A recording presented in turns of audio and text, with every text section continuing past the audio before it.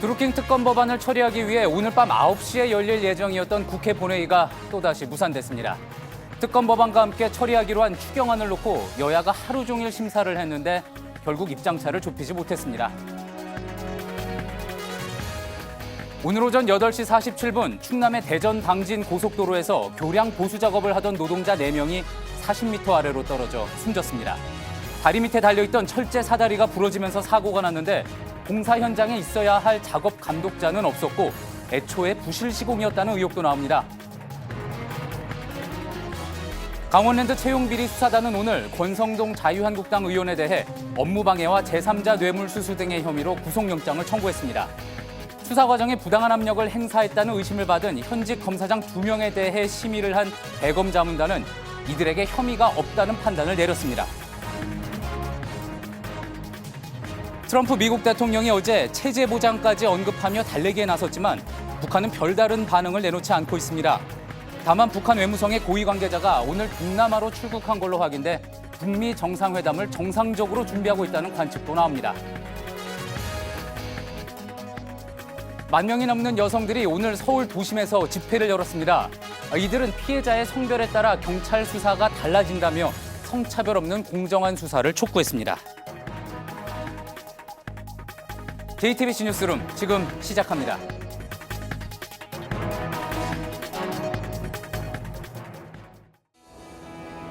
기름 없이 달리는 일상으로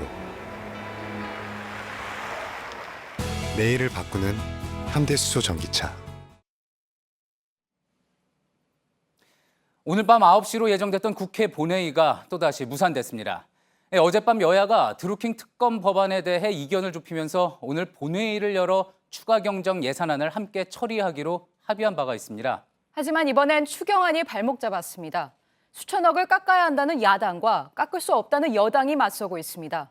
빨라야 내일 모레, 그러니까 21일에 본회의를 다시 여는 방안이 논의되고 있습니다. 예, 국회에 나가 있는 취재기자 연결해서 좀 더 자세한 상황 알아보겠습니다. 이윤석 기자. 자, 오늘 밤 예정됐던 국회 본회의, 이렇게 무산이 됐는데 지금 국회 사정 어떤지부터 좀 이야기해 주시죠. 네, 현재 추경안을 확정짓기 위한 예결위 소소위가 오늘 오전부터 열려서 진행 중입니다. 이 여야 간사끼리만 모이는 일종의 의사결정 기구인데요. 하지만 여야가 입장차를 좁히지 못하면서 이 파행과 속개를 거듭했습니다. 결국 오늘 오후 9시에 열릴 예정이었던 국회 본회의마저 무산된 건데요. 다만 야 3당 원내대표는 약 1시간 전쯤에 월요일, 즉 21일 오전 10시에 본회의를 열어 처리하자는데 합의한 것으로 알려졌습니다. 예, 오늘 국회도 하루 종일 여러 가지 복잡한 상황을 겪었을 것 같은데 결국 이렇게 본회의가 무산된 거는 추경안 규모를 놓고 여야 간의 생각이 너무 다르기 때문에 그런 거 아닙니까? 지금 여야의 의견 차이가 어느 정도입니까? 네, 당초 정부가 낸 추경안의 규모는 약 3조 9천억 원이었습니다. 이 야당은 여기서 5천억 원에서 6천억 원을 대폭 삭감해야 한다고 주장하고 있습니다. 이 반면 여당은 원안 수준으로 유지해야 한다는 입장인 것으로 알려졌습니다. 예, 야당이 그렇다면 주로 삭감을 요구한, 그러니까 깎겠다고 한 부분이 어느 부분입니까? 예, 야당은 형평성을 내세워서 추경안의 삭감을 요구하고 있습니다. 예를 들어 교통 환경에 따라 이 산업단지 중소기업에서 근무하는 청년들에게 월 10만 원씩 3년 동안 교통비를 지급해주는 항목이 있습니다. 이게 오히려 다른 청년들에게는 차별로 작용할 수 있다는 겁니다. 하지만 여당은 야당의 감액 주장은 국민을 고통 속에 방치하는 무책임이라며 반발했습니다. 사실 여야가 이제 처음 오늘 밤에 추경안 처리하겠다 이렇게 합의를 했을 때도 워낙에 이 심의를 할 기간이 부족해서 졸속 심사로 통과시킨 것 아니냐 이런 우려가 나오지 않았습니까? 네, 맞습니다. 이 국회 상임위별로 추경안을 본격적으로 심사하기 시작한 게 지난 16일입니다. 만약 오늘 처리를 했더라면 나흘 만에 심사를 모두 끝낸 셈인데요. 보통 추경 심사에 약 2주가 걸리는 점을 고려한다면 이례적으로 빠른 처리를 시도했다고 볼 수 있는 대목입니다. 하지만 여야 지도부에선 이 추경안이 한 달 이상 국회에 계류돼 있었던 만큼 검토할 시간은 충분했다라는 입장입니다. 예, 그렇게 한 달 이상 검토할 시간이 있었다 그러면 왜 앞서 이야기됐던 쟁점들을 미리 이야기하지 않았는지 그 부분에 대한 지적도 나올 수밖에 없겠군요. 자, 그리고 이제 이렇게 본회의가 무산된 게 지난 금요일부터입니다. 결국은 오늘까지 이렇게 이어진 건데 자, 지금 얘기가 나오는 건 이제 21일에 본회의가 다시 열릴 거라 하는 거잖아요. 실제로 21일에는 열릴 가능성이 있습니까? 예, 앞서 말씀드린 대로 야3당 원내대표 간에는 그런 공감대가 이루어진 것으로 보입니다. 이 여당 주변에서도 21일에는 본회의를 열고 처리할 수 있을 것 같다라는 얘기가 나오곤 있습니다. 하지만 당연한 얘기지만 이를 위해선 지금 진행 중인 예결위 소소위에서 여야가 최종적인 합의를 도출해내야 합니다. 예, 그러면서 이제 또 관심을 끄는 게 드루킹 사건 특검법 처리입니다. 아무튼 이렇게 오늘 본회의가 무산되면서 이 부분도 미뤄지게 된 거죠? 네, 맞습니다. 이 처리 자체는 미뤄지게 됐지만 이 드루킹 특검 법안에 대해선 이미 여야의 최종 합의가 이루어진 상태입니다. 이 때문에 본회의가 열리기만 한다면 이 특검 법안은 무난하게 본회의 문턱을 넘을 수 있을 것으로 보입니다. 예, 잘 들었습니다. 국회에서 이윤석 기자였습니다. 예, 조금 전 이윤석 기자의 이야기대로 국회 본회의가 미뤄졌지만 드루킹 사건 특검 수사는 이미 여야의 합의가 이루어진 만큼 언제든 법안 처리와 함께 즉시 시작이 됩니다. 이번 정부 들어서 첫 특검이죠. 특검의 구성과 쟁점 등에 대해서 정원석 기자가 정리했습니다. 모든 것을 걸고 싸워 이기겠다. 어제 여야가 드루킹 특검법에 합의하자 관련 의혹의 중심에 있는 김경수 전 의원이 자신의 페이스북에 밝힌 입장입니다. 여야는 특검과 특검보 3명, 파견검사 13명에 수사관과 파견공무원 각 35명씩 모두 87명으로 드루킹 특검팀 규모에 합의했습니다. 준비기간 20일에 수사기간은 60일입니다. 수사기간이 더 필요하면 30일간 한 차례 연장이 가능합니다. 2012년 이명박 정부의 내곡동 사저부지 의혹 특검 때보다 수사 기간과 인력이 모두 늘었습니다. 박근혜 정부의 최순실 국정농단 사건 특검 때보다는 기간도 짧고 수사팀 규모도 줄었습니다. 내곡동 특검 수준을 요구한 여당과 국정농단 사건 특검 수준을 요구한 야당이 내놓은 안 사이에서 절충안이 마련된 겁니다. 드루킹과 관련 단체 회원 등의 불법 여론 조작과 관련 수사에서 드러난 혐의자의 불법 행위, 드루킹 김모 씨의 불법 자금 등이 모두 수사 대상입니다. 특검 후보자는 대한변호사협회가 21일까지 본인의 지원 또는 추천을 받아 4명을 추천합니다. 이 중 2명을 야3당 교섭단체가 합의해 대통령에게 추천하고 대통령이 1명을 임명합니다. 최근 특검 후보로 유력하게 거론됐던 전직 검찰 고위 간부들이 정치권 등의 권유를 고사했다는 사실이 알려졌지만 변협 측은 자격을 갖춘 지원자가 충분해 추천에 문제가 없다는 입장입니다. JTBC 정원석입니다. 예, 오늘 오전에 안타까운 안전사고가 있었습니다. 대전 당진 고속도로에서 다리 보수 작업을 하던 노동자 4명이 떨어져 숨졌는데 관리 감독이 미흡했다는 지적에 부실 시공 의혹까지 나오고 있습니다. 지금 현장에 취재 기자가 나가 있습니다. 정영재 기자, 지금 서 있는 곳이 현장 같습니다. 사고가 어떻게 났는지부터 설명을 좀 해주시죠. 네, 제 뒤로 보이는 계단이 노동자들이 올라서 있다가 떨어진 알루미늄 계단입니다.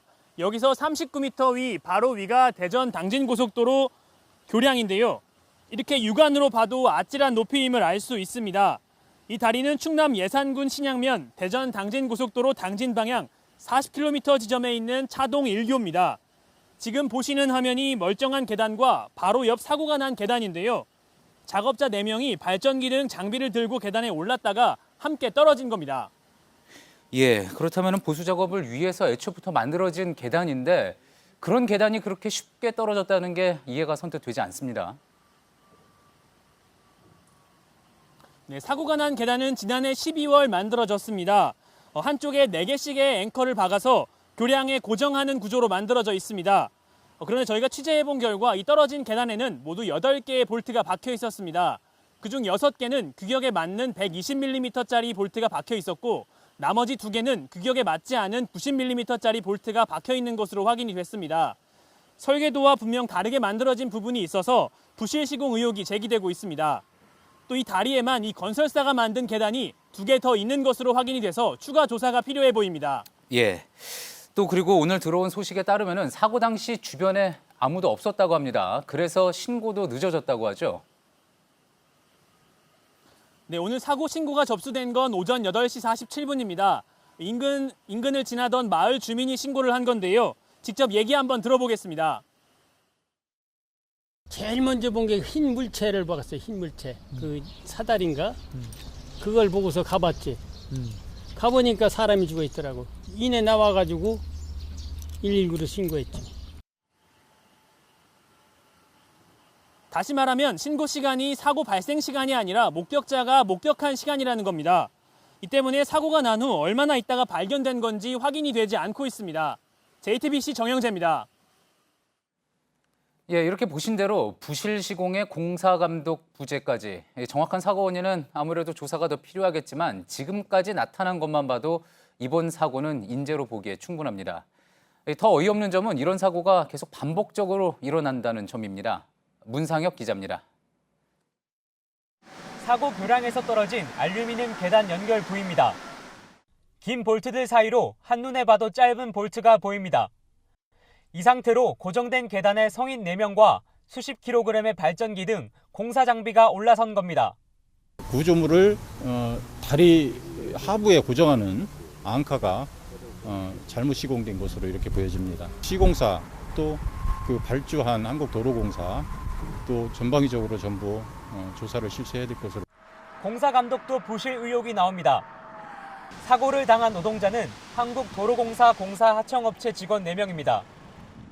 이들은 교량의 상판과 다리 사이 연결 장치인 이른바 교좌장치 용접 작업을 할 예정이었습니다. 도로공사는 사고 현장에 감독관이 없던 것으로 파악된다고 말합니다. 비슷한 사고는 3년 전에도 있었습니다.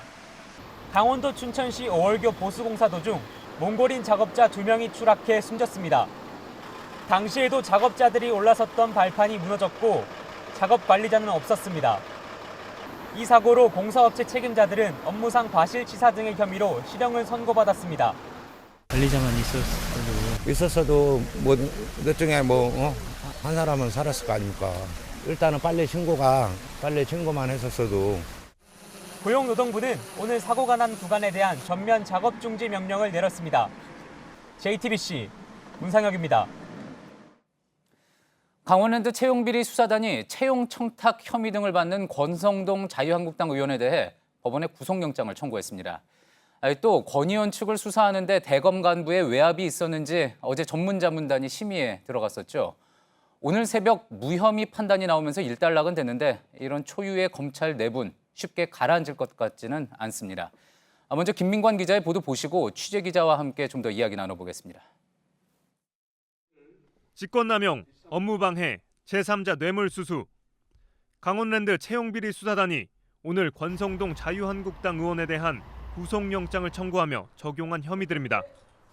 검찰에 따르면 권 의원은 자신의 지역구에 있는 강원랜드에 비서관을 채용하도록 했고 강원랜드 교육생 채용 과정에 개입해 공정한 채용이 이루어지지 않도록 했으며 최흥집 강원랜드 사장으로부터 부정한 청탁을 받고 제3자인 비서관 김 씨를 채용하도록 했다는 혐의를 받고 있습니다.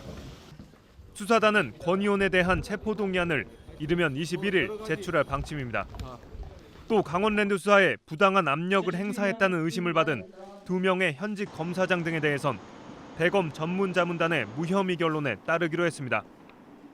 문무일 총장은 입장문을 내고 불미스러운 일로 심려를 끼쳐드린 점에 대해 매우 송구스럽게 생각한다며 검찰의 의사결정 시스템 중 시대에 맞지 않는 부분이 있는지 되돌아보고 개선해 나가겠다고 말했습니다. JTBC 김민관입니다. 이번 강원랜드 수사 외압 논란을 두고서는 제2의 검란이라는 말까지 나오죠. 오늘 새벽 자문단이 이제 외압은 없었다 결론을 내리면서 일단락됐지만 문무일 검찰총장 입장에서는 앞으로도 여러 숙제를 안게 됐습니다. 심수미 기자와 함께 이 부분에 대해서 좀 더 짚어보겠습니다.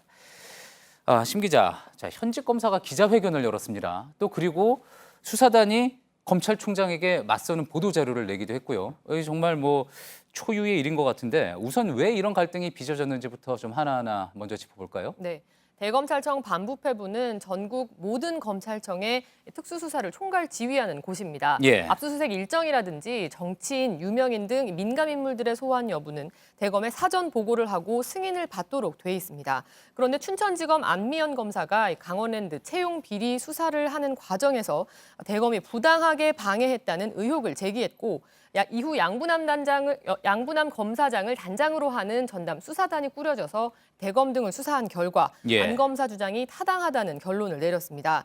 자문단 결정으로 법적 처벌까지는 안 하기로 정리가 됐지만 문무일 총장을 정점으로 하는 대검과 또 산하검찰청의 수직적인 의사결정 구조에 정면으로 문제 제기가 이뤄진 겁니다.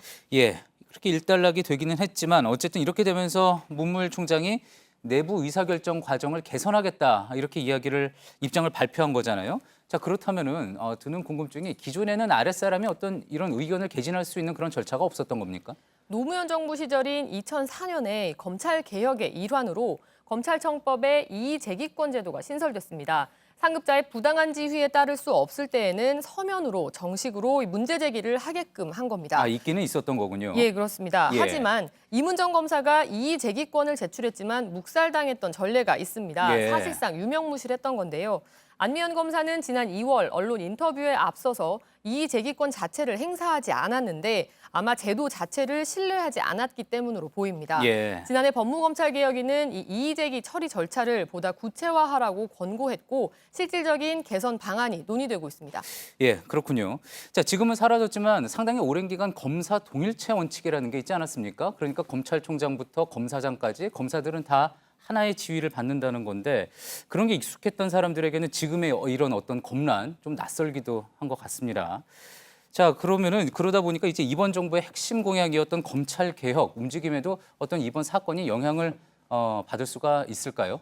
네, 많은 사람들이 검찰을 불신하는 근원에는 권력 유착 의혹이 있을 겁니다. 예. 재벌 권력, 또 정치 권력 이런 힘 있는 사람들 편에 서서 수사, 기소권을 남용하는 것 아니냐는 의혹인데요. 검찰 내부에서조차 이 조직 상부에 대해 갖고 있던 이 같은 불신이 최근 들어 조금씩 또 연이어 터져 나온다는 분석이 나옵니다. 예. 안 검사에게 전적으로 동의하지 않는 검사들이라고 하더라도 대검 반부패부가 그동안 일선 청해 수사에 지나치게 관여해왔다는 이 불만의 목소리는 많이 들을 수 있었습니다. 일련의 사태를 통해 검찰 조직 문화 자체가 보다 수평적이고 투명하게 바뀌어 나가지 않겠느냐는 기대감이 조금씩 커지고 있습니다. 예. 공수처처럼 검찰 권력을 견제할 외부 기구 설립 논의가 한창 이뤄지는 가운데 내부의 변화부터 먼저 이뤄질지 주목됩니다. 예, 여러 가지 풀어야 될 숙제가 있지만 검찰 개혁에 있어서 또 상징적인 일이 될 건 분명해 보입니다. 심수미 기자였습니다.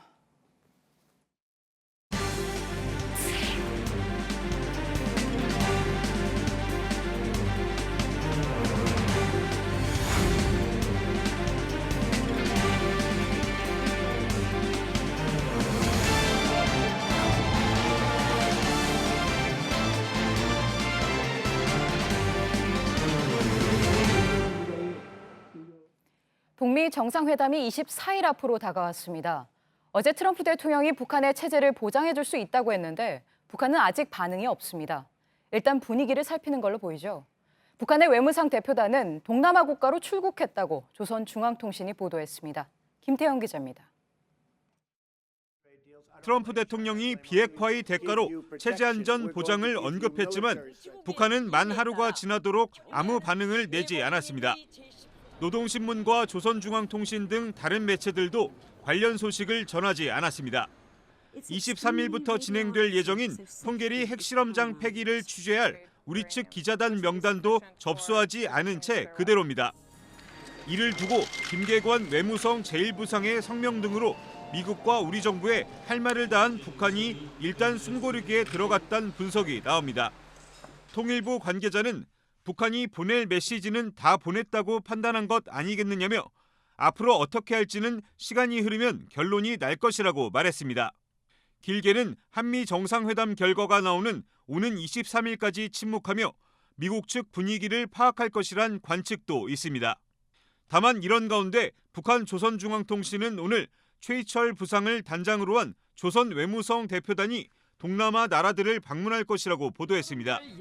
동남아 외교 담당인 최 부상이 싱가포르로 향한다면 북한도 미국과 정상회담을 위한 실무 준비에 정상적으로 돌입했다는 해석이 가능합니다. JTBC 김태영입니다. 네, 트럼프 대통령의 발언에 중국은 격한 반응을 보였습니다. 북한의 태도가 바뀐 배경에 중국이 있다. 이런 트럼프의 말을 중국 언론들이 반격한 겁니다.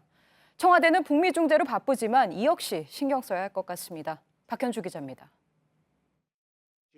포문을 먼저 연 건 트럼프 대통령입니다. 북한의 태도가 강경해진 배후에 중국이 있다고 지적한 겁니다. 김정은 위원장이 지난 7일 중국에서 시진핑 주석과 두 번째 만난 뒤 상황이 바뀌었다는 주장입니다. I think things changed a little bit when they met with China. There has been a big difference since they had the second meeting with President Xi. 중국 주요 관영 매체들이 반발했습니다. 황구시보는 북한의 태도가 돌변한 데 대해 중국 탓만 하고 있다며 자신들의 대북 정책에서 원인을 찾을 생각은 전혀 하지 않는다고 지적했습니다. 그러면서 북한에 더 큰 요구를 할 뿐 북한의 양보에 대해 신속한 호응을 하지 않았다고 미국의 비핵화 압박을 문제 삼기도 했습니다. 앞서 중국 외교부도 시진핑 배후론에 대해 중국의 역할과 관련한 입장은 변한 적이 없다고 강조했습니다. 새로 훈수를 둔 게 없다는 뜻입니다. 이런 상황이 북미 접촉에서 중재 역할을 강화하려는 청와대로선 달가울 리 없습니다. 미국과 중국 간의 신경전까지 거세지면 중재자 역할이 더 어려워지기 때문입니다. 우선 청와대는 다음 주 한미 정상회담 준비에 전력을 쏟는 분위기입니다. 문재인 대통령과 트럼프 대통령의 독대 등을 통해 북미 간 접점을 찾고 이를 토대로 중국까지 동의할 만한 해법을 마련한다는 구상입니다. JTBC 박현주입니다. 북한이 풍계리 핵실험장을 폐기하기 위해 관찰시설을 준비 중이라고 북한 전문 매체 38노스가 보도했습니다. 38노스는 지난 15일에 찍은 핵실험장 위성 사진을 분석한 결과 서쪽 갱도 근처에 내줄 물체의 높이가 눈에 띄게 변화했다고 밝혔습니다. 이는 폭발을 관찰하는 전망대를 설치하기 위한 걸로 분석됐습니다. 앞서 7일 위성 사진에서도 북쪽과 서쪽, 남쪽 갱도 주변에 이동식 건물들이 철거됐고 핵실험장이 폐기에 들어간 증거로 보인다고 38노스는 지적했습니다.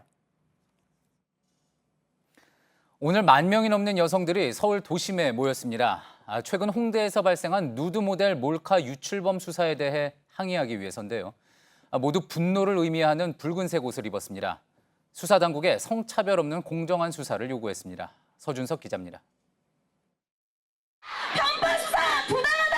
남자들도 체포하라.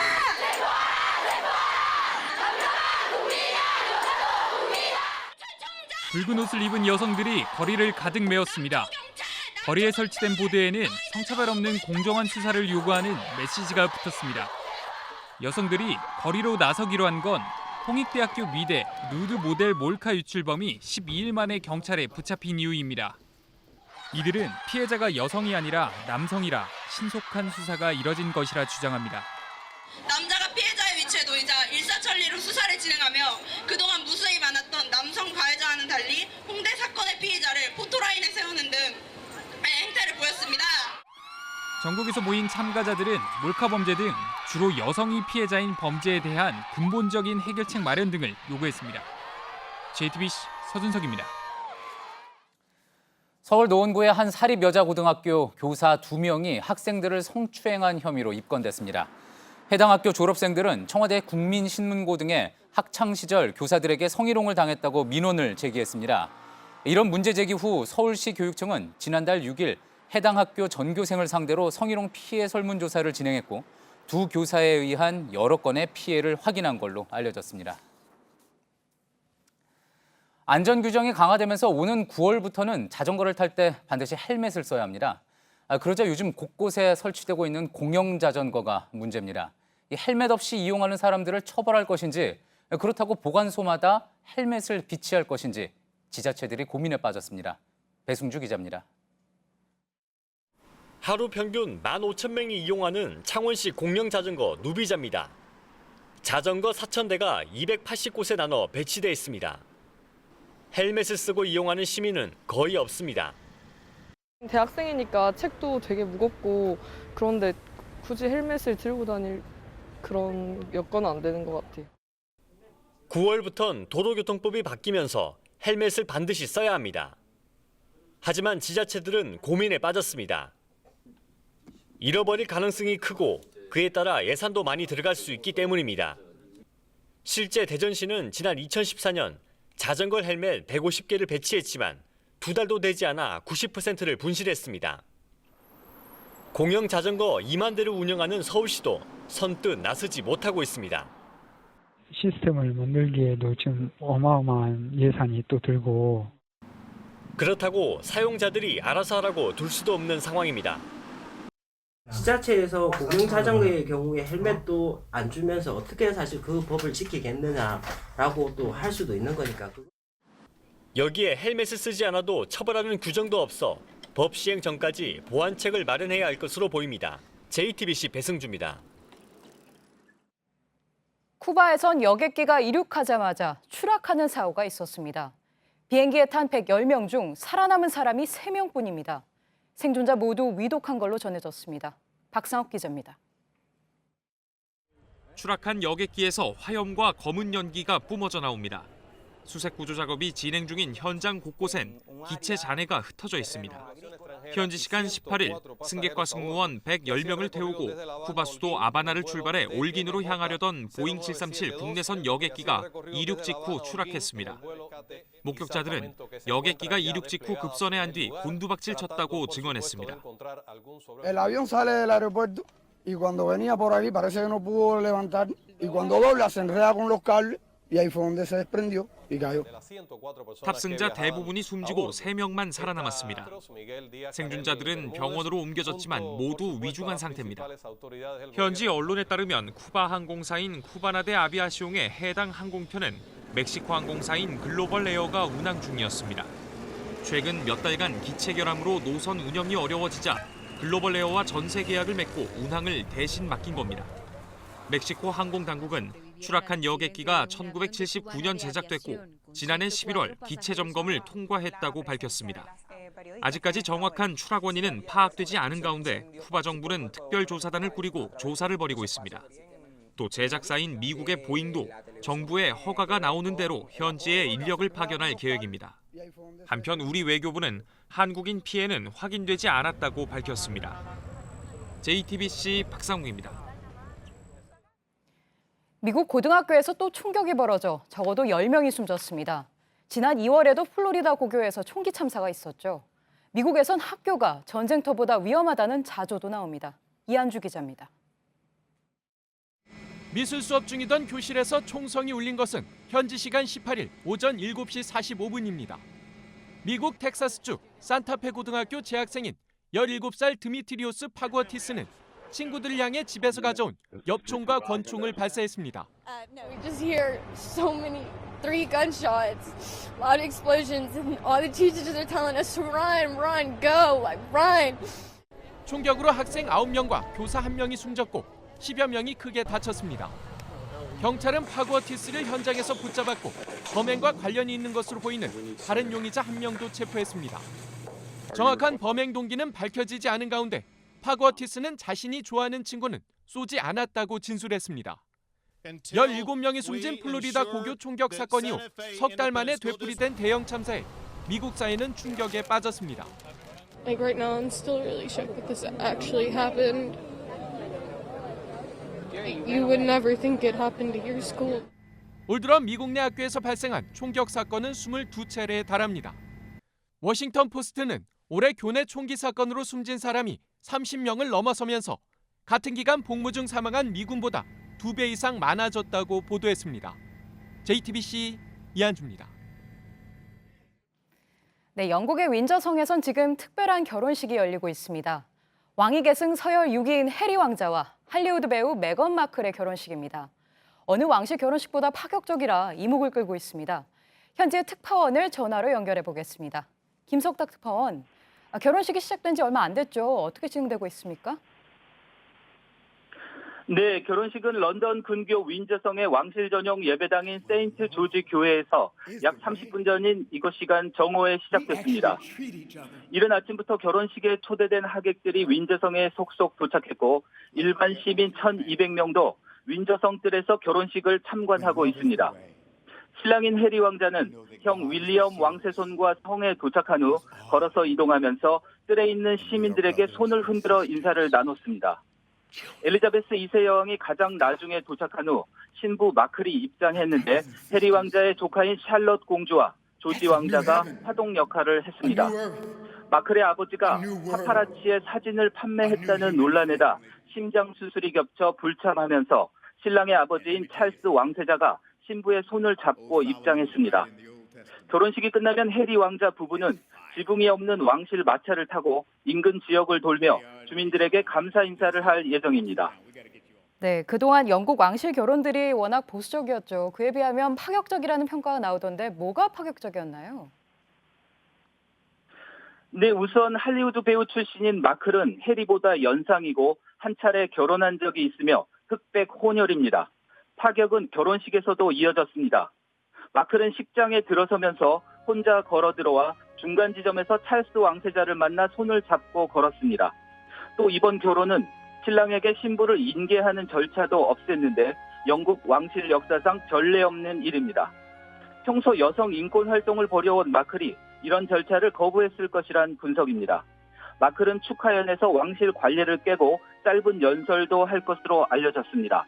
마클이 앞으로 영국 왕실에 변화바람을 일으킬지 주목됩니다. 네, 왕실 결혼의 파격에 파격이네요. 이번 결혼식은 그래서 세계적으로 관심이 이어서 영국의 경제적인 효과도 있을 거란 예상도 있었습니다. 네, 해리 왕자 커플은 이번 결혼식에 테리사 메이 영국 총리를 비롯해 정치인을 초청하지 않았습니다. 대신 미국 유명 방송인인 오프라 윈프리와 배우 조지 클루니, 전 축구선수 데이비드 베컴 부부와 엘튼 존 등이 참석했습니다. 경호까지 합해 최대 470억 원으로 추산된 결혼식 비용은 신부 측 부담이 관례지만 실제로는 왕실이 부담합니다. 며칠 전부터 시민들이 야영을 하며 결혼식을 기다려온 윈저에는 오늘 10만 명 이상의 군중이 모였고 경제적 파급 효과는 패션 산업 및 소매점 등에 영향을 미쳐 1조 원 이상이 될 것이란 전망이 나옵니다. 네, 영국에서 김성탁 특파원이었습니다. 피겨 여왕 김연아가 내일 아이스쇼로 돌아옵니다. 은퇴하고 4년, 오늘 기자회견에서 스케이팅을 예전부터 하고 싶었다며 설레어했습니다. 나이를 걱정하기도 했습니다. 오광춘 기자입니다. 이제 나이도 먹었고 해가지고 연기를 끝내고 좀 힘들어하는 모습을 볼 수도 있으실 것 같아요. 많은 분들이. 김연아는 28의 나이를 걱정하면서도 웃었습니다. 이젠 체력이 안 된다고 했지만 피겨스케이팅을 향한 그리움은 숨길 수 없었습니다. 몸이 허락한다면 언제든 스케이팅을 하고 싶은 마음은 항상 있었던 것 같아요. 선수로서 마지막 공연은 4년 전. 스케치북에 적은 글로 팬들에게 작별을 알렸고 푸치니의 오페라 투란도트의 공주는 잠 못 이루고란 노래에 맞춰 빙판을 떠나는 아쉬움을 이야기했습니다. 복귀 무대엔 영화 팬텀 스레드에 담긴 노래 하우스 오브 우드코크의 서정적 선율을 선택했습니다. 이번에도 화려하기보다는 우아한 연기를 보여주겠다고 했습니다. 김연아는 선수 시절 자유로운 연기가 가능했던 갈라쇼를 통해 다양한 감성을 풀어내곤 했습니다. 이번 아이스쇼도 성격은 비슷합니다. 내일부터 사흘간 열리는 아이스쇼는 김연아의 또 다른 모습을 발견하는 무대로서 기대를 낳고 있습니다. JTBC 오광춘입니다. 9년 전 어린이집 보육교사를 살해한 혐의를 받은 박모 씨의 구속영장이 증거 불충분으로 법원에서 기각됐습니다. 장기 미제였던 이 사건을 제주경찰은 지난달 다시 수사하고 나섰고 불구속 수사를 이어갈 방침입니다. 박 씨는 자신이 몰던 택시에 탄 여성 A 씨를 성폭행하려다 미수에 그치고 살해한 혐의를 받았습니다. 어제 오전 10시 20분 전북 군산 어청도 해상에서 밍크고래 한 마리가 그물에 걸려 죽은 채 발견됐습니다. 이 고래는 몸길이 5.6m, 무게 1.4톤으로 5천여만 원에 팔렸습니다. 국내법상 고래를 포획하거나 유통하는 게 금지돼 있지만 죽은 채 발견되면 신고 후 거래할 수 있습니다. 말레이시아 경찰이 6조 4천억 원대 비자금 조성을 요구받는 나집 전 총리의 자택을 수색해 명품 가방과 현금, 보석 등을 압수했습니다. 트럭 5대 분량으로 워낙 많아서 당장은 정확한 가치를 추산할 수 없고 추가 압수수색에서 규모가 더 늘 수 있다고 경찰은 밝혔습니다. 휘발유 값이 2년 10개월 만에 최고치를 기록했습니다. 이번 주 휘발유 평균 판매 가격은 지난주보다 리터당 12.9원 오른 1,577.2원으로 2015년 7월 이후 가장 높습니다. 한국석유공사는 중동 불안으로 국제유가가 올라 휘발유값 상승세도 이어질 것으로 내다봤습니다.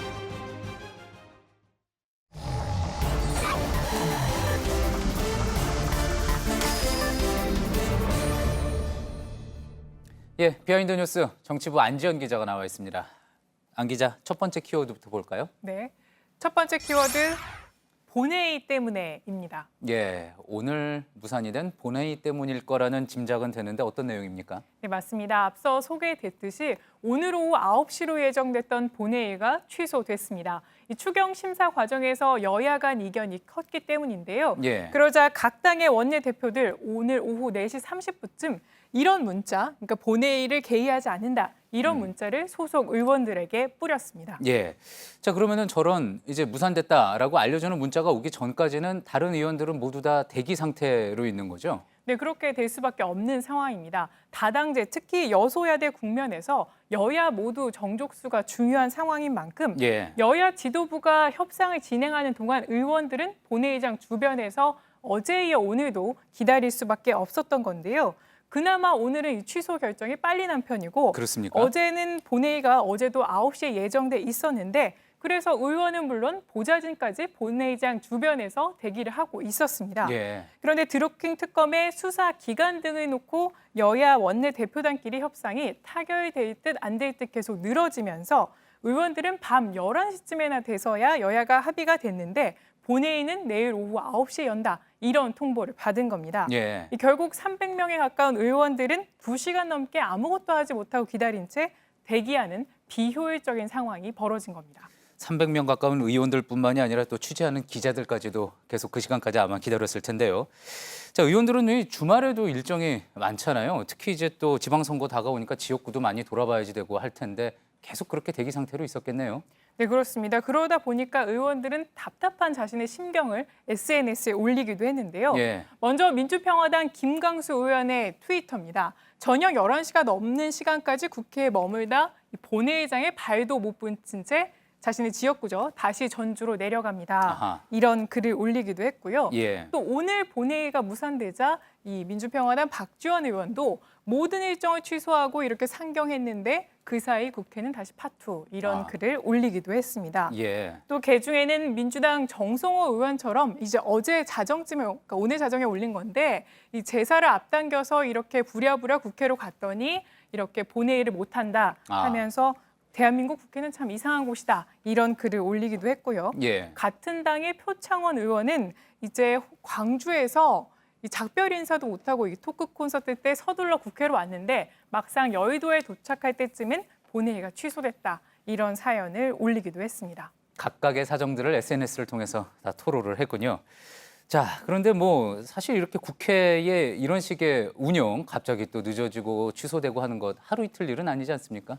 네, 그렇습니다. 그렇다 보니까 이 수도권의 다선 의원들 사이에서는 이 본회의 참석 요령 같은 것들이 있다고 합니다. 아, 요령도 있습니까? 네, 그렇습니다. 본회의가 참석 대기령이 떨어져도 계속 집에서 쉬고 있다가 어느 정도 합의가 이루어졌다. 이런 연락이 오면 그때 집에서 출발하는 이런 방식이라고 합니다. 예, 아무래도 여기도 경력이 있는 만큼 또 대처하는 방법이 다르겠군요.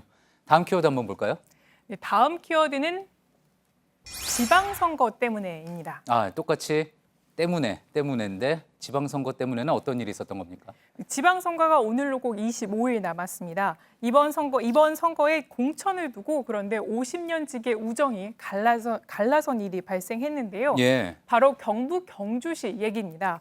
이곳은 자유한국당 김석기 의원의 지역구입니다. 그런데 김석기 의원이 최양식 현 경주시장과 초등학교, 중학교 동창 사이입니다. 예. 그런데 이 둘 사이를 물어봤더니 학창 시절뿐만 아니라 최 시장은 행정자치부 1차관을 지냈고 김석기 의원은 서울지방경찰청장을 지내면서 이 가족 간의 모임을 최근까지 이어올 정도로 말 그대로 중마고우였다고 합니다. 50년 이상 중마고우였던 거군요. 네, 그렇습니다. 예. 그런데 이 둘 사이에 문제가 발생한 건 이 지난달 9일 자유한국당의 이 경주시장 후보 경선에서 이 최 시장이 컷오프되면서 발생을 한 건데요. 예. 지금 보시는 영상은 이 최 시장의 지지자들이 경주 당협위원장이자 경북 도당위원장인 김석기 의원을 찾아가 항의하고 있는 모습입니다. 예. 이 김석기 의원이 일부러 최 시장을 컷오프 시켰다고 이 지지자들은 주장하면서 주장을 했고요. 김 의원은 공정한 절차에 따른 것이다 이렇게 해명하기도 했는데 그 해명 직접 들어보시죠.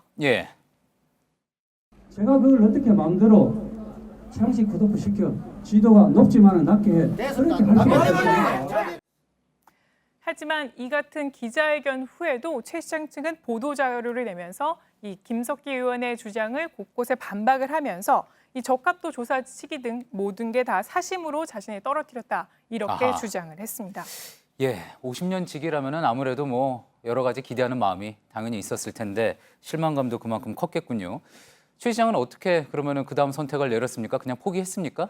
포기하지 않고요. 최 시장은 무소속으로 현재 경주시장 예비 후보로 이름을 올린 상태입니다. 예, 그렇군요. 뭐 저마다 입장이 있는 거겠지만 아무래도 선거 앞에서 또 50년 우정이 깨진 모습은 또 뭐 씁쓸해 보이는 장면이긴 합니다. 잘 들었습니다. 안지현 기자였습니다.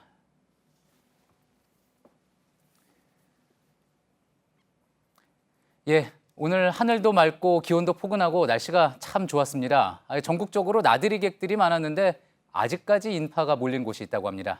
네, 바로 대구입니다. 부처님 오신 날을 맞아서 풍등의 소원을 적어 날리는 행사가 열리고 있습니다. 현장 연결해보죠. 윤대열 기자, 행사는 잘 진행되고 있습니까? 네, 풍등 행사는 모두 끝이 났고 지금은 연등 행렬 행사가 이어지고 있습니다. 조금 전인 8시쯤에 풍등 3,000개가 하늘로 올라갔는데요. 각자의 소원을 적은 풍등이 밤하늘을 순도차 마치 영화에서 본 것과 같은 장관이 연출이 됐습니다. 풍등 행사는 부처님 오신 날의 이 부대 행사로 2012년부터 시작됐는데 최근에는 날이 해가 갈수록 인기를 모으면서 외국인 관광객들도 참여하는 행사가 됐습니다. 올해도 미국과 일본 그리고 대만 등지에서 온 외국인 관광객 520명이 이 행사에 참여를 했습니다. 또 입장권 5,700장은 입장권 예매가 시작되자마자 10분 만에 매진이 돼서 이 안표가 기승을 부릴 정도였습니다. 예, 지금 보니까 풍등이 올라가는 모습이 정말 아름다운데요. 아무래도 오늘 뭐 미세먼지가 없는 맑은 하늘이었기 때문에 풍등이 올라가는 모습도 잘 보였을 것 같습니다. 자, 오늘은 낮부터 뭐 아주 오랜만에 맑은 날씨가 이어졌죠. 네, 말 그대로 전국 대부분 지방이 청명한 날씨였습니다. 오늘 서울 등 전국 대부분 지방의 가시거리가 20km 안팎이었는데요. 지금 화면이 경기도 파주 오두산 전망대에서 바라본 모습입니다. 바로 북한이 한눈에 보입니다. 농번기를 앞두고 밭을 갈거나 주말 행사에 참여한 아이들의 모습도 확인할 수 있었는데요. 어제까지 사흘 내내 비가 내려서 미세먼지가 씻기고 대기 순환도 잘 됐기 때문입니다. 이런 화창한 날씨는 다음 주 초까지 계속됩니다. 내일도 전국이 맑고 미세먼지 농도는 전국 대부분 지역에서 좋음 수준이 예상됩니다. 예, 지금까지 대구 풍등축제 현장에서 윤두열 기자였습니다. 예, 오늘 저희가 준비한 소식은 여기까지입니다. 시청해주신 여러분 고맙습니다.